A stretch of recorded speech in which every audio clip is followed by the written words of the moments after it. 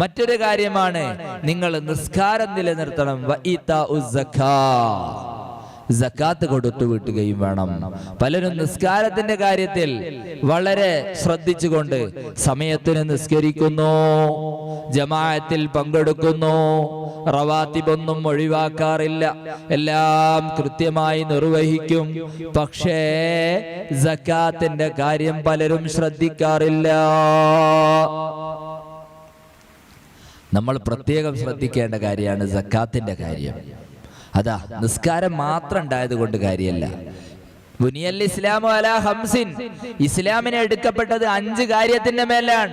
1 ഷഹാദത്ത് കലിമയാണ്, 2 നിസ്കാരമാണ്, 3 സക്കാത്താണ്, 4 നോമ്പാണ്, 5-മത്തത് ഹജ്ജാണ്. ഈ 5 കാര്യത്തിന്റെ മേലാണ് ഇസ്ലാമിനെ എടുക്കപ്പെട്ടത്. അപ്പൊ നിസ്കാരം നമുക്ക് നിർബന്ധമാണ്, സക്കാത്ത് നമുക്ക് നിർബന്ധമാണ്, ഹജ്ജ്, നോമ്പ് ഇതൊക്കെ നിർബന്ധമാണ്. അപ്പൊ നമ്മൾ ശ്രദ്ധിക്കണം. ഒരാള് നിസ്കാരത്തിന്റെ കാര്യത്തിലൊക്കെ ഉഷാറാ, പക്ഷെ സക്കാത്ത് കൊടുക്കുന്നില്ല, അത് ശരിയാവുകയില്ല. നമ്മുടെ സ്വത്ത് അതിന് സക്കാത്ത് ഉണ്ടായി കഴിഞ്ഞാൽ നമ്മൾ അത് കൊടുക്കുക തന്നെ വേണം. അത് നമ്മൾ പ്രത്യേകം ശ്രദ്ധിക്കേണ്ടതാ. കാരണം ആധാരമൊക്കെ നമ്മളുടെ പേരിലയക്കും, അല്ലെങ്കിൽ സ്വത്ത് നമ്മളുടെ പേരിലയക്കും. പക്ഷെ അതിന്റെ 40-1 2.5% സക്കാത്താണ്. ആ സക്കാത്ത് ഏത് സ്വത്തിനാണ് സക്കാത്ത് ഉള്ളത് എന്ന് ചെറിയ രൂപത്തിൽ നമുക്ക് പറയാം. സക്കാത്ത് കൊടുക്കാനുള്ള ഖദർ ഒരാളുടെ കയ്യിലുണ്ടെങ്കിൽ, കണക്ക് ഒരാളുടെ കയ്യിലുണ്ടെങ്കിൽ, ആ സക്കാത്തിന്റെ ആ സ്വത്തിന്റെ 40-1 അഥവാ 2.5% അത് സാധുക്കൾക്കുള്ളതാണ്, അത് സക്കാത്തിന്റെ അവകാശികൾക്കുള്ളതാണ്. അത് നമുക്ക് അവകാശപ്പെട്ടതല്ല. നമ്മുടെ മക്കൾക്ക് അത് നാം ഭക്ഷിപ്പിക്കാൻ പാടില്ല. ആ കാര്യങ്ങളൊക്കെ നമ്മൾ പ്രത്യേകം ശ്രദ്ധിക്കണം. ശ്രദ്ധിച്ചിട്ടില്ലെങ്കിൽ നമുക്ക് വലിയ പരാജയമായിരിക്കും. അല്ലാഹു സുബ്ഹാനഹു വ തആല നമ്മെയും നാമുമായി ബന്ധപ്പെട്ടവരെയും കാത്തുരക്ഷിക്കുമാറാവട്ടെ.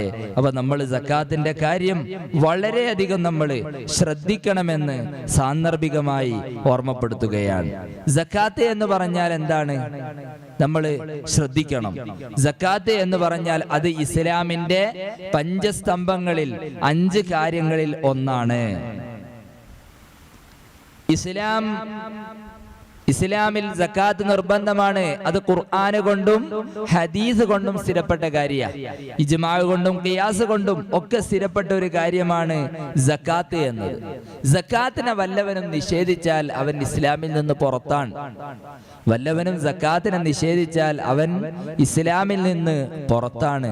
അത് നമ്മൾ ശ്രദ്ധിക്കണം.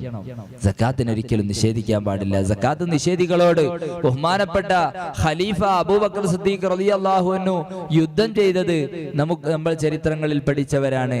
അപ്പൊ നമ്മൾ സക്കാത്തിന്റെ കാര്യം വളരെയധികം ശ്രദ്ധിക്കുകയും അത് ഇസ്ലാമിന്റെ പഞ്ചസ്തംഭങ്ങളിൽ ഒരു കാര്യമാണ്. വല്ലവനും സക്കാത്തിനെ നിഷേധിച്ചാൽ അവൻ ഇസ്ലാമിൽ നിന്ന് പുറത്തു പോവുകയും ചെയ്യും. പിന്നെ സക്കാത്ത് 2 വിധമുണ്ട്.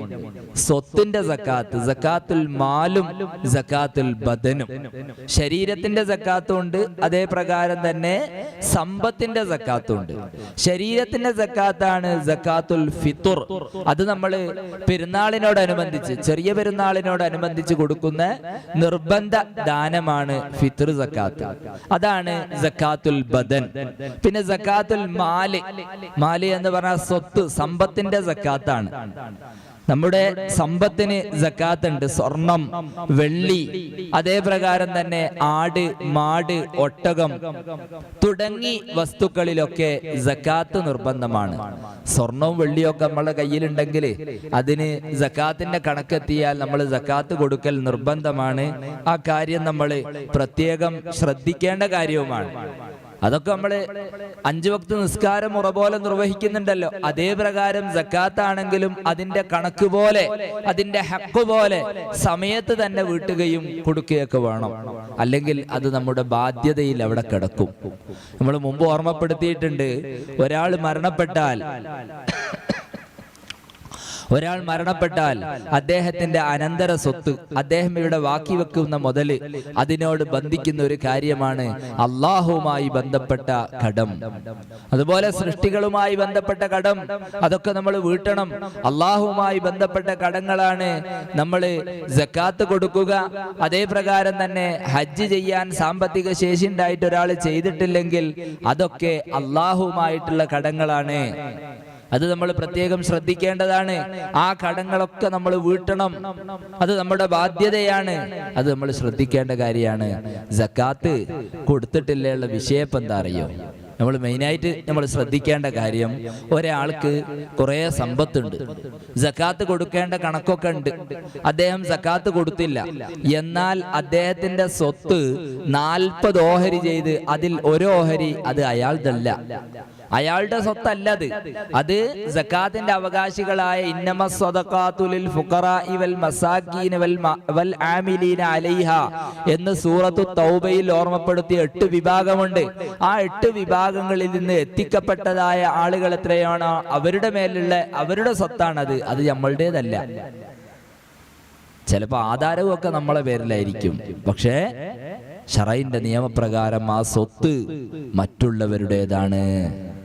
ഇതിന്റെ ഗൗരവം നമ്മൾ നല്ലോണം മനസ്സിലാക്കണം. പലർക്കും ഒരു ധാരണ ഉണ്ടാവും, കോടിക്കണക്കിന് ആസ്തിയുള്ള ആള് മാത്രമേ സക്കാത്ത് കൊടുക്കേണ്ടതുള്ളൂ എന്ന ഒരു തെറ്റിദ്ധാരണ പലർക്കുമുണ്ട്. കോടിക്കണക്കിന് രൂപ ഉള്ള ഒരാളുണ്ട്, അയാൾ മാത്രമേ സക്കാത്ത് കൊടുക്കേണ്ടിയുള്ളൂ.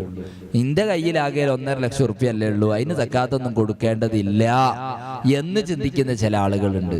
അതല്ല, നമ്മുടെ കയ്യിൽ സക്കാത്തിന്റെ കണക്ക് നമുക്ക് പറയാം. ആ സ്വത്ത് നമ്മുടെ കയ്യിലുണ്ടെങ്കിൽ അതിന് നമ്മൾ സക്കാത്ത് കൊടുക്കൽ നിർബന്ധം തന്നെയാണ്. ബഹുമാനപ്പെട്ട മൂസ നബി അലൈഹിസ്സലാം, മൂസ നബി അലൈഹിസ്സലാമിന്റെ കൂടെയുള്ള ഒരാളാണ് ഖാറൂന്. ഖാറൂൻ എന്നവര് മൂസ നബി അലൈഹിസ്സലാമിന്റെ കൂടെയുള്ള ആളാണ്. ഇന്ന് ഖുർആൻ ധാരാളം ആളുകൾക്ക് മനപ്പാടമുണ്ട്, എന്നാൽ തൗറാത്ത് കുറഞ്ഞ ആളുകൾക്ക് മാത്രമേ മനപ്പാടമുള്ളൂ. ബഹുമാനപ്പെട്ട മൂസ നബി അലൈഹിസ്സലാമിന് മനപ്പാടമുണ്ട്, ഹാറൂൻ നബി അലൈഹിസ്സലാമിന് മനപ്പാടമുണ്ട്, ഖാറൂനിന് മനപ്പാടമുണ്ട്. അങ്ങനത്തെ പ്രധാനികളായ ആളുകൾ അവർക്ക് മാത്ര. ഏതായാലും മൂസ നബി അലൈഹിസ്സലാമിന്റെ കൂടെയുള്ള ഒരാളാണല്ലോ ഖാറൂൻ. ഹാറൂൻ അലൈഹിസ്സലാം അല്ലട്ടോ, ഖാറൂൻ എന്നവര്. അദ്ദേഹം പറഞ്ഞു, മൂസേ നീ ഒന്ന് പഠിച്ചവനോട് ദ്വാരക്കണം, എനിക്ക് കുറച്ച് സമ്പത്ത് ഉണ്ടാവാൻ വേണ്ടി ദ്വാരക്കണം. മൂസ നബി അലൈഹിസ്സലാം അതിനെ പ്രോത്സാഹിപ്പിച്ചില്ല, നിരുത്സാഹപ്പെടുത്തി. നമ്മളൊക്കെ കുറെ സമ്പത്ത് ഉണ്ടാവാൻ വേണ്ടി ദ്വാരക്കുക, അതിലൊരർത്ഥമൊന്നുമില്ല. ചില ആളുകൾക്കൊരു ധാരണ ഉണ്ട്, ഐശ്വര്യം ഖനിയാവുക എന്ന് പറഞ്ഞാൽ കുറെ പൈസ കയ്യിലുണ്ടാവില്ല എന്നാ. അതല്ല, ഉള്ളത് കൊണ്ട് തൃപ്തിപ്പെടല. ഉള്ളത് കൊണ്ട് തൃപ്തിപ്പെടുക, അതിനാണ് ഐശ്വര്യം എന്ന് പറയുന്നത്. നമ്മൾ ഒരാളുടെ കയ്യിൽ കോടിക്കണക്കിന് സ്വത്തുണ്ടായാൽ മൂപ്പർക്ക് ഐശ്വര്യം ഉണ്ടാകുന്ന സന്തോഷം സമാധാനം ഉണ്ടാകും. മൂപ്പർക്ക് എപ്പോഴും പേടിയായിരിക്കും, എൻ്റെ വീട്ടിൽ കള്ളം വന്നാൽ ഒക്കെ കൊണ്ടുപോകുമല്ലോ എന്നുള്ളത്. നേരെ മറിച്ച് ഒരാൾക്ക് അവൻ്റെ ആവശ്യത്തിനുള്ള സ്വത്തേ ഓൻ്റെ കയ്യിലുള്ളൂ എങ്കിൽ ഓൻ ആരെങ്കിലും പേടിക്കാനുണ്ടോ? ഓൻ ഏതെങ്കിലും കള്ളനെ പേടിക്കേണ്ടിയുണ്ടോ? ഒന്നും അവന് പേടിക്കേണ്ടതില്ല. ഏതായാലും ഖനിയി എന്ന് പറഞ്ഞാല് ഖിനൻ നഫ്സ്, ശരീരത്തിൽ ഉള്ളത് കൊണ്ട് തൃപ്തിപ്പെടുക. അങ്ങനത്തെ ആളുകളാണ് മൻ അറാദ ഖിനൻ, വല്ലവനും ഐശ്വര്യം ഉണ്ടാവണമെന്ന് ഉദ്ദേശിക്കുന്നുണ്ടെങ്കിൽ ഫൽ ഖനാഅത്തു യക്ഫീ, ഖനാഅത്ത് ഉള്ളത് കൊണ്ട് തൃപ്തിപ്പെടൽ. എനിക്ക് 1000 ഉറുപ്പ്യ അന്ന് കിട്ടിയത് അത് മതി, അല്ലെ 2000 ഉറുപ്പ്യാണ് കിട്ടിയത് അത് മതി എന്ന് ഉള്ളത് കൊണ്ട് തൃപ്തിപ്പെടുക. അതാ കഴിഞ്ഞ ദിവസം നമ്മൾ പറഞ്ഞു, ഉൻളുറൂ ഇലാ മൻ അസ്ഫല മിൻകും, നിങ്ങൾ നിങ്ങളെക്കാൾ താഴ്ന്നവരിലേക്ക് നോക്കണം. നിങ്ങൾ മുകളിലുള്ള ആളുകളിലേക്ക് നോക്കരുത്, താഴ്ന്നവരിലേക്ക് നോക്കണം. ഓ എനിക്ക് 500 ഉറുപ്പ്യ കിട്ടിയല്ലോ, ഓനാകെ 100 ഉറുപ്പ്യല്ലേ ദിവസം കിട്ടുന്നുള്ളൂ, അത് നോക്കുമ്പോൾ നമുക്ക് എത്ര ഒരു സമാധാനം ഉണ്ടാവും. അപ്പൊ ഏതായാലും ഖിന എന്ന് പറഞ്ഞാൽ മൻ അറാദ ഖിനൻ ഫൽ ഖനാഅത്തു യക്ഫി, വല്ലവനും ഐശ്വര്യം ഉദ്ദേശിക്കുന്നുണ്ടെങ്കിൽ ഫൽ ഖനാഅത്തു യക്ഫി, അവൻ ഉള്ളത് കൊണ്ട് തൃപ്തിപ്പെടുക, അത് മതി അവന്. ഏതായാലും ബഹുമാനപ്പെട്ട കലീമുല്ലാഹി മൂസ നബി അലൈഹിസ്സലാമിനോട് ഖാറൂൻ എന്നവര് പറഞ്ഞു, മൂസ നബിയെ നിങ്ങളൊന്ന് ദ്വാരക്കണം, പഠിച്ചവനോടൊന്ന് പറയണം, എനിക്ക് ജീവിതത്തിൽ ഒരു സമ്പത്ത് ഉണ്ടാകാൻ വേണ്ടി ദ്വാരക്കണം. വീണ്ടും വീണ്ടും മൂസ നബി അലൈഹിസ്സലാം വേണ്ട, നിരുത്സാഹപ്പെടുത്തി. അവസാനം ഒരു കൂട്ടുകാരൻ ഇങ്ങനെ പറഞ്ഞാണല്ലോ, അങ്ങനെ മൂസ നബി അലൈഹിസ്സലാം ദുആ ചെയ്തു, അദ്ദേഹത്തിന് സമ്പത്ത് വർദ്ധിച്ചു. പിന്നെ അദ്ദേഹത്തിന് മൂസ നബി അലൈഹിസ്സലാമിന്റെ മജ്ലിസിലേക്ക് കാണാതെയായി, നിസ്കാരത്തിന് വരാതെയായി. അങ്ങനെ പിന്നീട് അദ്ദേഹം നമ്മളുമായിട്ടൊരു ബന്ധവുമില്ല. മൂസ നബി അലൈഹിസ്സലാം ആളെ പറഞ്ഞയച്ചു, സക്കാത്ത് വാങ്ങണം. ഇതൊക്കെ വിശാലമായ ചരിത്രമാണ്, അതൊന്നും വിശദീകരിക്കല്ല. സക്കാത്ത് വാങ്ങണം, അവിടെ പോയി സക്കാത്ത് മേടിച്ചിട്ട് വരണം എന്നാണ് ആളുകളെ പറഞ്ഞയച്ചു. ഇപ്പം കാറൂന് പറഞ്ഞു, ഇനി ഞാൻ സക്കാത്ത് തരേ, ഇതൊക്കെ എൻ്റെ സ്വത്താ, ഞാൻ അധ്വാനിച്ചുണ്ടാക്കിയ സ്വത്താ, ഇതിന് ഞാൻ എന്തിന് സക്കാത്ത് തരണം? ആ ബഹുമാനപ്പെട്ട കലീമുല്ലാഹി മൂസ നബി അലൈഹിസ്സലാമിന്റെ കാലത്ത് നമ്മുടെ ഈ ശരീഅത്തിലുള്ളതുപോലെ സക്കാത്ത് കൊടുക്കേണ്ടി ഒന്നുമില്ല.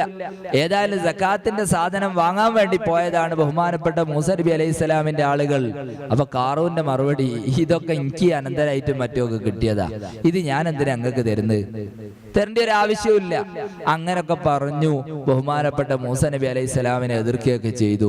അവസാനം ഖാറൂനും അവന്റെ സ്വത്തുകളും അവന്റെ ഖജനാവിന്റെ ചാവിയെ കുറിച്ച് കിതാബിലൊക്കെ കാണാം. 70 ഒട്ടകത്തിന് ചുമക്കാൻ മാത്രം അവന്റെ അലമാറിന്റെ ചാവി ഉണ്ടായിരുന്നു എന്നാ.